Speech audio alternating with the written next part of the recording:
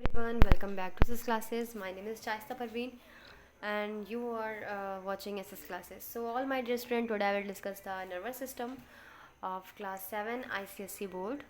In this video we learn about neurons or nerve cells and function of different parts of neuron and myelin sheath को हम लोग पढ़ चुके थे. Myelin sheath क्या होती है, साइनेप्स क्या होता है, टाइप ऑफ न्यूरॉन से हम लोग को पढ़ना था.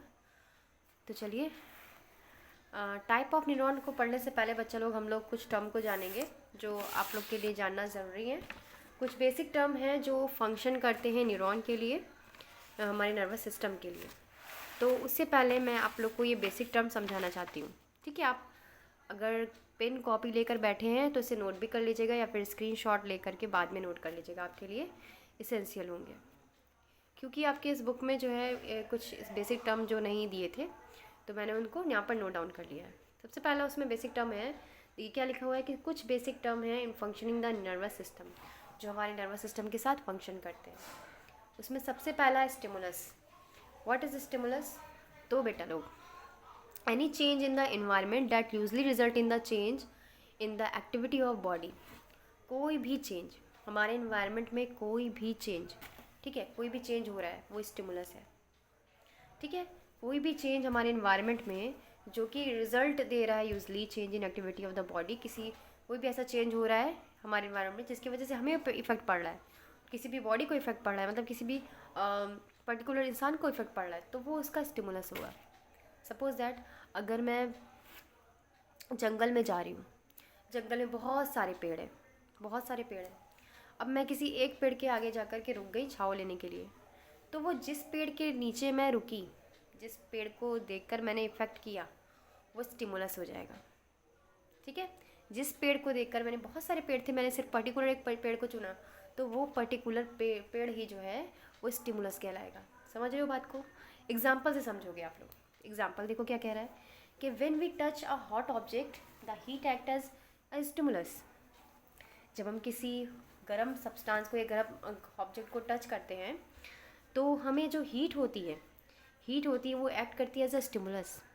ठीक है, वहाँ से हीट निकली तो हमने उसको इफेक्ट किया, तो वो हीट ही क्या कर रही है, मतलब टच कर रहे हैं हॉट ऑब्जेक्ट को, तो वहाँ से हीट ही प्रोड्यूस हो रही है ना, तो वो हीट ही जो है हमारे लिए क्या है, स्टिमुलस का काम करेगी.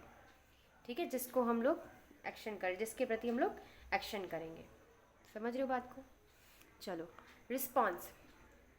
कुछ और एग्जांपल इसके देख लेते हैं. ये सिर्फ टच का एग्जांपल था. मान लो जो है कि कोई भी ऐसा चीज़ है जिसे हमने क्या किया कि कोई शार्प चीज़ है, जैसे नुकीली चीज़ है जो हमारे हाथ पे पिंच हो गई, तो हम हाथ को पीछे कर लेते हैं. तो हमने उस शार्प चीज़ के प्रति आपको क्या किया, पीछे हटा लिया, तो वो शार्प चीज़ यानी चाकू वहाँ पर स्टिमुलस हो जाएगा. समझ रहे हो बात को? हमारे इन्वायरमेंट में जितनी भी चीज़ें हैं, अगर उनमें से किसी एक पर्टिकुलर चीज़ के प्रति हम लोग एक्ट करते हैं, एक्शन शो करते हैं अपना जो भी है इन्वायरमेंट के चेंज के अनुसार, तो उसको हम लोग बोलेंगे स्टिमुलस. अब रिस्पॉन्स क्या होता है, अब ये देखो कि the activity of body due to the stimulus, यानी कि जो भी एक्टिविटी किसी बॉडी के द्वारा की जाएगी स्टिमुलस को देखकर, उसको हम लोग बोलेंगे रिस्पॉन्स. जैसे touch is stimulus and moving away earthworm in response. ठीक है, अगर आप किसी अर्थवर्म को देखते हो, मतलब बारिश के दिनों में तो आपको बहुत सारे केचुए दिखाई देते हैं, अर्थवर्म दिखाई देते हैं. अगर आप उनको टच करोगे, ठीक है, उसको टच करोगे आप, वो वहाँ से तुरंत भाग जाएगा. वो रिस्पॉन्स किया है ना, आपने उसको टच किया और उसने क्या किया, रिस्पॉन्स किया कि वो वहाँ से भाग गया. ठीक है, सो यहाँ पे रिस्पॉन्स क्या हो रहा है, वो क्या मतलब पर्टिकुलर चीज़ को हम जो है इफेक्ट दे रहे हैं, एफर्ट दे रहे हैं, तो वो हमें पर कैसा रिस्पॉन्स शो कर रहा है, पॉजिटिव निगेटिव जो भी रिस्पॉन्स हो, तो यहाँ पर तो वो भाग गया. ठीक है, नेगेटिव रिस्पॉन्स हुआ. फिर है हमारा इम्पल्स. इम्पल्स देखो, वेव होता है इलेक्ट्रिकल डिस्टर्बेंस का that runs through the nerves. हमारे नर्व्स में जो भी मैसेज ट्रांसमिट हो रहा है उसको हम लोग बायोलॉजी में बोलेंगे इम्पल्स, जो कि इलेक्ट्रिकल डिस्टर्बेंस है, जो कि हमारे नर्व से पूरा फैला हुआ है. समझ रहे हो?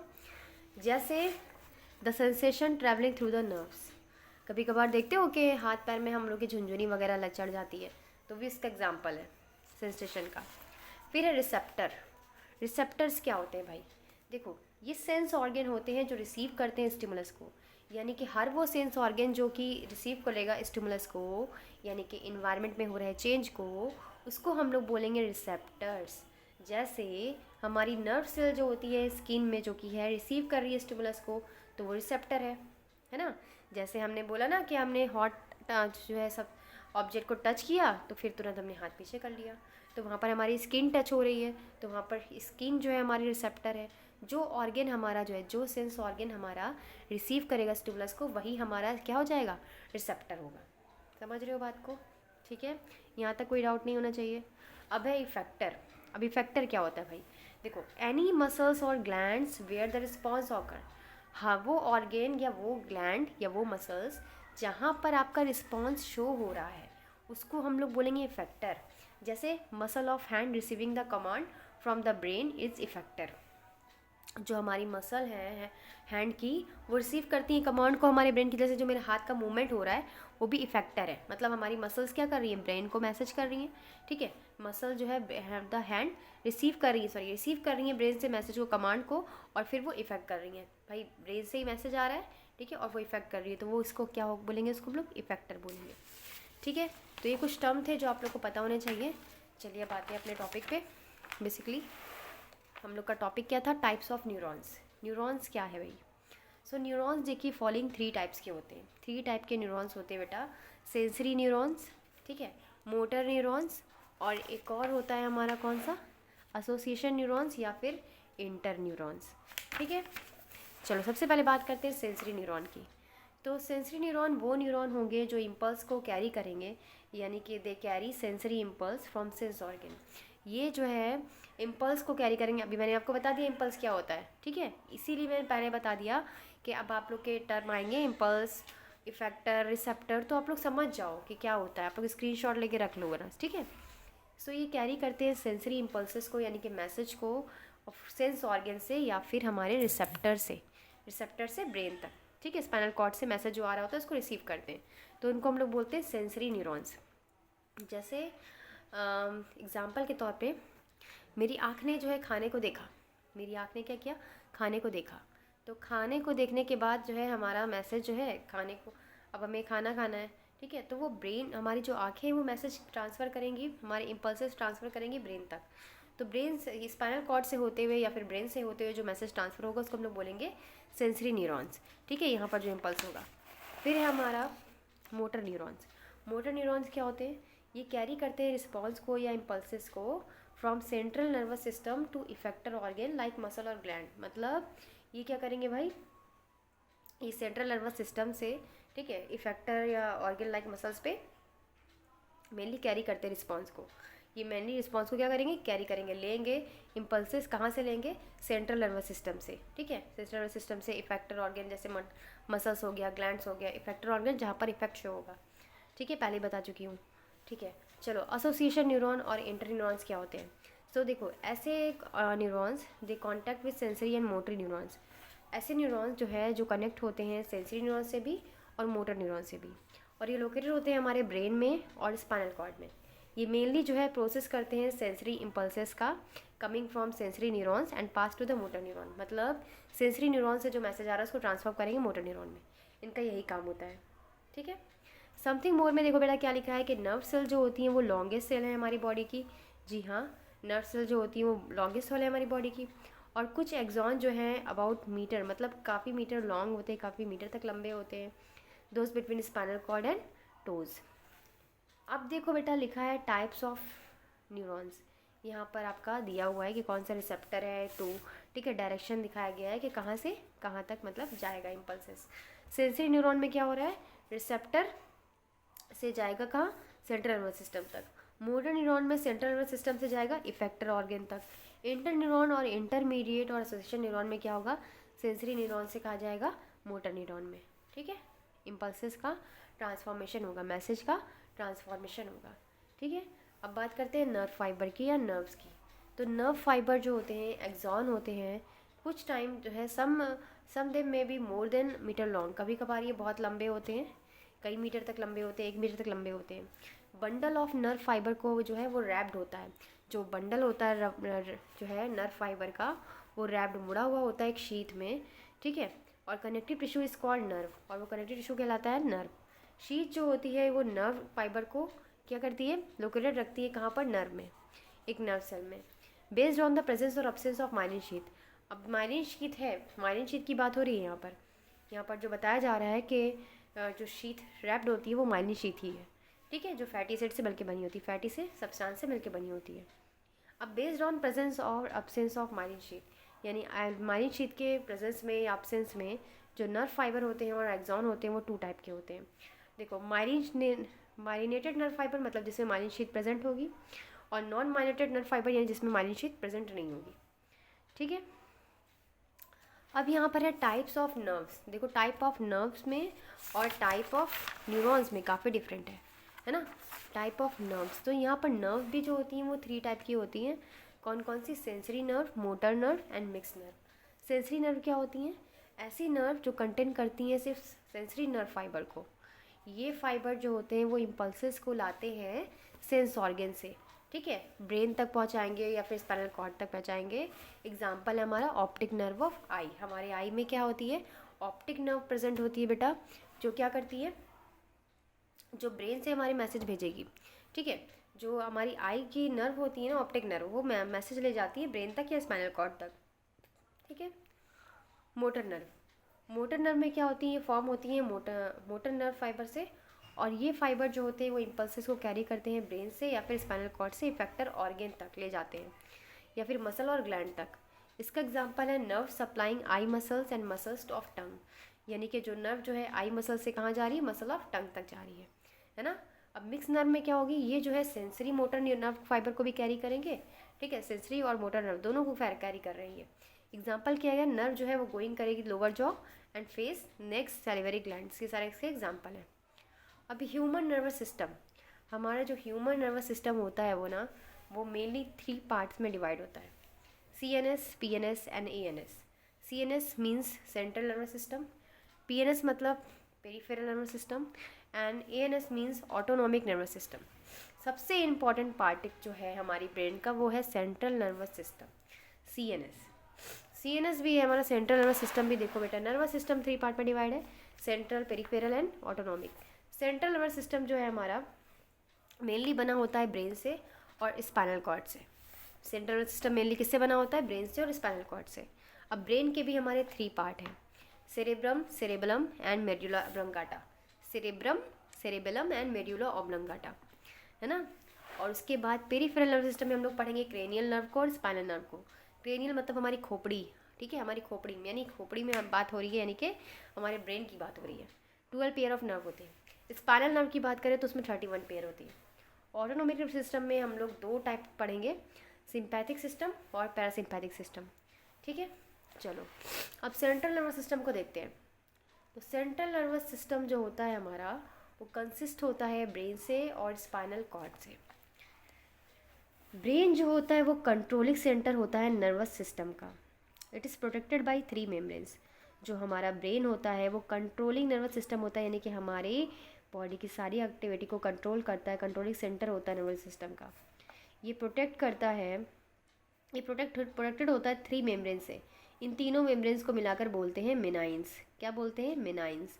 And is enclosed in bony brain case और क्रेनियम और स्कल। और ये बहुत जो है इनक्लोज होता है, मतलब बंद होता है एक अस्थि पिंजर में, जिसको बोनी ब्रेन केस कहते हैं या फिर क्रेनियम या स्केल बोलते हैं, स्कल बोलते हैं। जो ब्रेन होता है वो फॉर्म होता है ग्रे मैटर से और वाइट मैटर से। अभी आप देखोगे grey matter, white matter.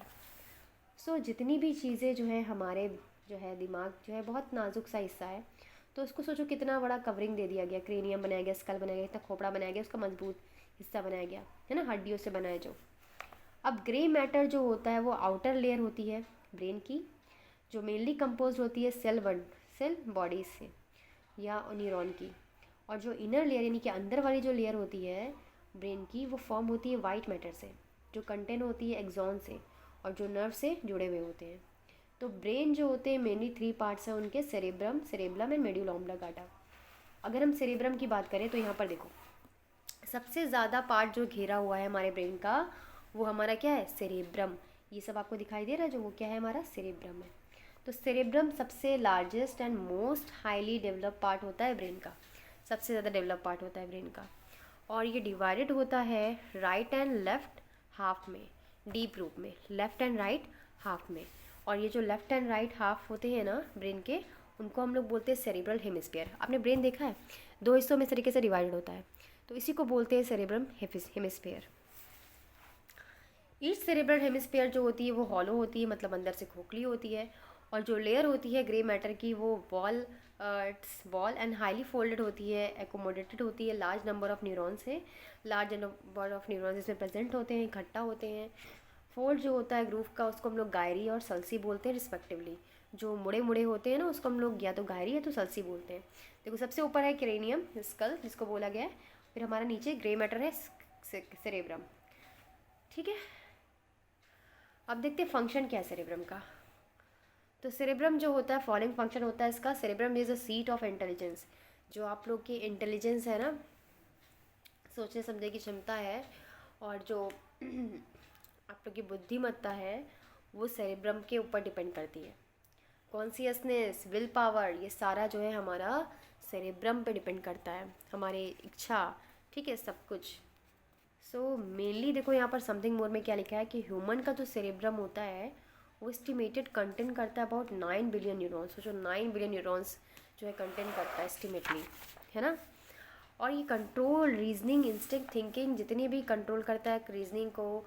Reasoning मतलब जानते हो आप लोग, इंस्टिंक्ट, थिंकिंग मतलब सोचने की पावर को, लर्निंग यानी कि याद करने की पावर को, मेमोराइजिंग, ये फीलिंग, हार्ट रेट, फिर या फिर अप्रिसिएशन, ये सारा जो है हमारा भेदभावना में आती है ना कि मैम ने हमको ऐसे क्यों डांट दिया, या फिर उसको ज़्यादा मानती है, तो ये सारा जो एक्टिविटी है ना वो भी हमारा सेरेब्रम कंट्रोल करता है। ठीक है, सेरेब्रम सेरेब्रम जो होता है वो ऑल्सो रिस्पॉन्सिबल होता है सेंसरी परसेप्शन के लिए, साइट के लिए, लाइक हियरिंग, सुनने के लिए, टेस्ट करने के लिए, स्मेल करने के लिए, या दर्द भी महसूस जो होता है ना वो सेरेब्रम में ही महसूस होता है। टेम्परेचर, टच, ये सब कौन महसूस करता है? सेरेब्रम। ठीक है, हमारा सबसे लार्जेस्ट पार्ट ब्रेन का सेरेब्रम। फिर आता है हमारा मिडिल पार्ट जिसको हम लोग बोलते हैं सेरेबेलम। ठीक है, इसके नाम से कंफ्यूज मत होना, सेरेबेलम। सेरेबेलम जो होता है वो लिटिल ब्रेन होता है, छोटा ब्रेन होता है उसको कहते हैं, और ये लोकेटेड होता है at the back of cerebrum. Cerebrum के जस्ट नीचे पीछे जो है हमारा प्रेजेंट होता है सेरेबेलम, एंड ये पार्शली ओवरलैप्ड होता है, यानी एक के ऊपर एक चढ़ा हुआ रहेगा। फंक्शन क्या है सेरेब्रम का बेटा? चलो देखो, सेरेब्रम जो होता है वो कोऑर्डिनेट करता है वॉलेंट्री मूवमेंट को। वॉलेंट्री मूवमेंट मीन्स ऐसे मूवमेंट जो हमारे कंट्रोल में हो, हमारा चलना फिरना, उठना बैठना, ये सब हमारा कंट्रोल में है, तो ये सारे वॉलेंट्री मूवमेंट हो गए। ठीक है, so it maintain the body balance, ये हमारे बॉडी बैलेंस को भी मेंटेन करता है। आप लोगों ने देखा है जो ड्रिंक करके लोग चलते हैं, पियक्कड़ वियक्कड़ जो शराबी वराबी होते हैं, कैसे वो लोग अपना जो है इधर उधर उलटते पड़कते रहते हैं। क्यों? क्योंकि भाई उन्होंने ड्रिंक कर ली, उनका सेरेब्रम ठीक से काम नहीं कर रहा है, सेरेब्रम ठीक से काम नहीं कर रहा है, तो उनका बॉडी बैलेंस मेंटेन नहीं हो पाता, फिर इधर उधर उलटते फिरते रहते हैं। ठीक है, तो वो भी जो है सेरेब्रम हमारा सेरेबेलम करवाता है। क्या हो गया मुझे? Medulla oblongata. मेड्यूला ऑब्लंगाटा बेटा बहुत ही ज़्यादा नाजुक पार्ट होता है हमारे ब्रेन का, और सबसे पीछे वाल होता है। इसको हम लोग ब्रेन की स्टेम भी कहते हैं, मतलब जैसे पेड़ में तना होता है ना जिसकी वजह से हमारा पेड़ खड़ा रहता है, बिल्कुल वैसे ही हमारा जो है मेड्यूला ऑब्लंगाटा को भी बोलते हैं ब्रेन की जड़, ब्रेन की स्टेम, ब्रेन का तना। अगर भैया कहीं से भी चोट चपेट लग गई मेड्यूला ऑब्लंगाटा में तो फिर बचना मुश्किल। ठीक है, तो फिर बचना मुश्किल है, नहीं बचेगा इंसान। फंक्शन क्या है मेडुला ऑब्लंगाटा का? चलो देखते हैं। ये कोऑर्डिनेट करता है इनवॉलेंट्री एक्टिविटीज़ को। इनवॉलेंट्री एक्टिविटीज़ बेटा मीन्स जो हमारे कंट्रोल में नहीं हो, है ना, हमारी इंटरनल विसरल एक्टिविटीज़ को, ऑर्गन्स को, लाइक हमारे डाइजेशन को, लाइक हमारे बीटिंग ऑफ हार्ट को, लाइक सॉलोइंग ऑफ फूड को, लाइक पेरिस्टालिसिस मूवमेंट को, लाइक एलिमेंट्री कैनाल के मूवमेंट को। इंजरी टू मेडुला में भी result in the death of a person. देखो क्या लिखा है कि अगर मेडुला ऑब्लंगाटा में चोट चपेट लग गई तो पर्सन की डेथ पक्की है ना। अब बात करते हैं स्पाइनल कॉर्ड की। स्पाइनल कॉर्ड की बात करते हैं बेटा। स्पाइनल कॉर्ड जो होता है वो एक्सटेंशन होता है मेडुला का ब्रेन के through the neural cranial nerve. यहाँ पर आप देख रहे हो डॉर्सल फिशर है, ये डॉर्सल हॉर्म है, ग्रे मैटर है हमारा, और बाहर की तरफ हमारा वाइट मैटर है। ठीक है, तो ये बटरफ्लाई जैसा और एच शेप स्ट्रक्चर बना लेता है। वर्टिबल कॉलम जो होते हैं वो प्रोजेक्ट होते हैं स्पाइनल कॉर्ड से ठीक है, हमारा स्पाइनल कॉर्ड जो होता है वो अरेंजमेंट होता है उसमें ग्रे एंड वाइट मैटर का। It just receive the brain, ये मैटर जो है इम्पल्सेस को रिसीव करता है ब्रेन से। ग्रे मैटर जो होता है वो सेंट्रल यानी बीच में लोकेटेड होता है, जो कि आप देख रहे हैं डायग्राम में, और ये एच शेप जो है रीजन बना लेता है। वाइट मैटर जो होता है पेरीफेरल लेयर में होता है, मतलब पूरी तरह फैला होता है। फंक्शन क्या है स्पाइनल कॉर्ड का? स्पाइनल कॉर्ड जो होती है फॉलोइंग फंक्शन इसका, ये कंट्रोल करता है हमारे रिफ्लेक्स एक्शन को, मेडिएट करता है इनवॉलेंट्री एक्टिविटीज़ को, जैसे हमारी हार्ट बीट को कंट्रोल करना, ब्रीथिंग मूवमेंट को कंट्रोल करना एक्सेट्रा। ये कंडक्ट करता है impulses from body to brain, यानी मैसेज को भेजता है। मैंने बताया ना आपको कि इम्पल्सेस मीन्स मैसेज। बायोलॉजी में जो मैसेज हो ट्रांसफ़र होता है उनको बोलते हैं इम्पल्सेस। तो यहाँ पे impulses from body to brain and from brain to body muscles, यानी बॉडी से ब्रेन तक और ब्रेन से फिर बॉडी मसल तक। ठीक है, इसका यही काम होता है। तो आज की वीडियो में इतना ही, वीडियो बहुत लंबी हो गई है। और बेटा वीडियो अच्छी लगी तो प्लीज़ लाइक कीजिएगा। मेरी तबीयत बिल्कुल भी ठीक नहीं है, फिर भी मैं आप लोग के लिए वीडियो डाल रही हूँ। ठीक है, तो प्लीज़ सपोर्ट माय चैनल, ताकि आप लोग के लिए मैं ऐसी वीडियो बनाती रहूँ और आप लोग उससे हेल्प लेते रहो। तो वीडियो अच्छी लगी तो प्लीज़ लाइक कीजिएगा और अपने फ्रेंड के साथ ज़रूर शेयर कीजिएगा। Thank you, keep watching.